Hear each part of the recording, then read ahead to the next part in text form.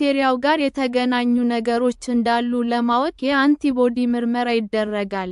የሰውነታችን አንቲቦዲ የተወሰነ ጀርምን ለመከላከል ሰውነታችን የሰራው መከላከያ ወታደር ከባክቴሪያው የኬሚካል መዋቅር ጋር የተዛመደ ነገር ካለው ይህ ማለት ባክቴሪያው በውስጣችን አለ ማለት ነው።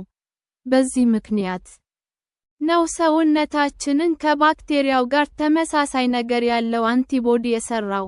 አጠቃላይ የደም ሴሎች ቆጠራ ኮምፕሊት ብላድ ካውንት (CBC) ይህ ማለት በደማችን ውስጥ ያሉትን እያንዳንዱን አይነት ሴሎች ብዛታቸውን መቆጠር ነው። ይህ ቆጠራ በዚህ በሽታ መያዝ አለመያዛችንን በተወሰነ ረገድ ይጠቁመናል። ይህ በሽታ ካለብን የነጭ ደም ሴሎቻችን ቁጥር ከመደበኛው ቁጥር ይጨምራል።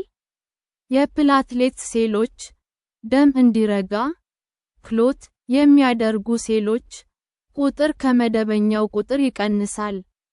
የመቅኔ ምርመራ ቦን ሜሮ ባዮፕሲ ይህ ምርመራ በትክክለኛነቱ ከሁሉም የተሻለ የምርመራ ዘዴ ነው ነገር ግን የተወሳሰበ ነው። ቀላል የምርመራ ዘዴ አይደለም። መቅኔ ማለት በተወሰኑ የሰውነታችን አጥንቶች መካከል ውስጥ ያለ ሌሎች ሴሎችን የሚያመርት ስፖንጅ መሳይ ክፍል ነው። በዚህ ዘዴ ረጅም መርፌ በአጥንታችን ውስጥ ፔልቪስ ኦር ብሬስት ቦን ይከተትና ከመቅኔ ናሙና ይወሰዳል። ከዚያም ይህ ናሙና በማይክሮስኮፕ ይመረመርና በባክቴሪያው አማካኝነት ኢንፌክሽን መከሰት አለመከሰቱ ይረጋገጣል። ይህ ምርመራ የሚካሄደው ሌሎች የምርመራ ዘዴዎች ውጤታማ ካልሆኑ ብቻ ነው። ስትሬን አይደንቲፊኬሽን በተጨማሪ ምርመራ የባክቴሪያው ስትሬን ይለይና የትኛው ጸረ ባክቴሪያ መድኃኒት ውጤታማ ሊሆን እንደሚችል ይወሰናል።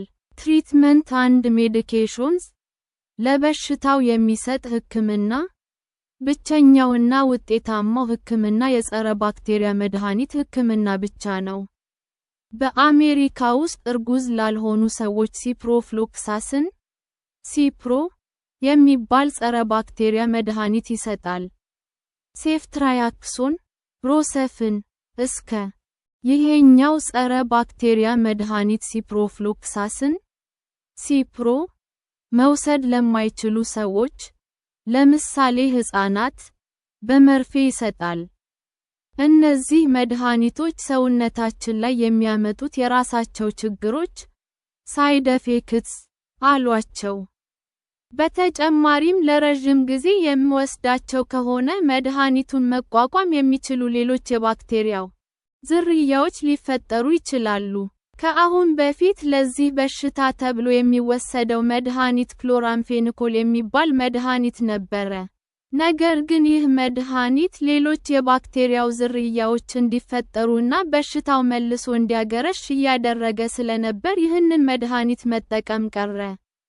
ይሄ ባክቴሪያ ለተለያዩ መድኃኒቶች ተቋቋሚ ዝርያዎችን እየፈጠረ ሕክምናውን አስቸጋሪ አድርጎታል።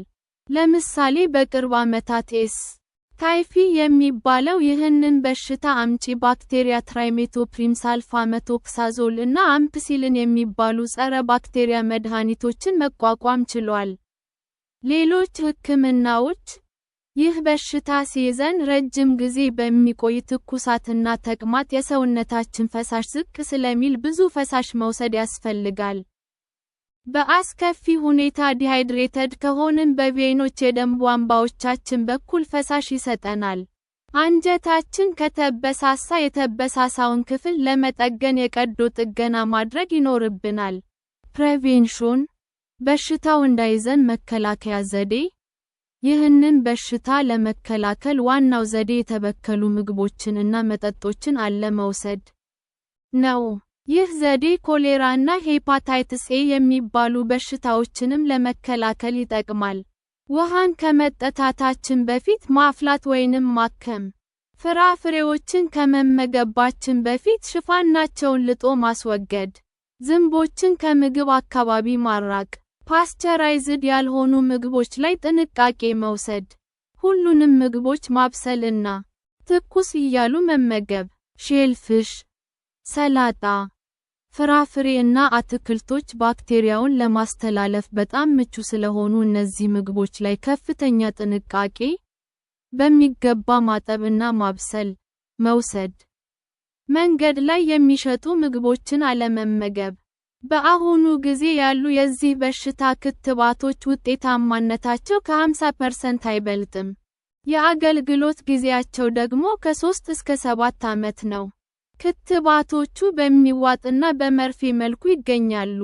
በሽታው ወደ በዛበት አካባቢ ከመሄዳችን ከ7 እስከ 14 ቀናት በፊት ክትባቱን መውሰድ ተገቢ ነው።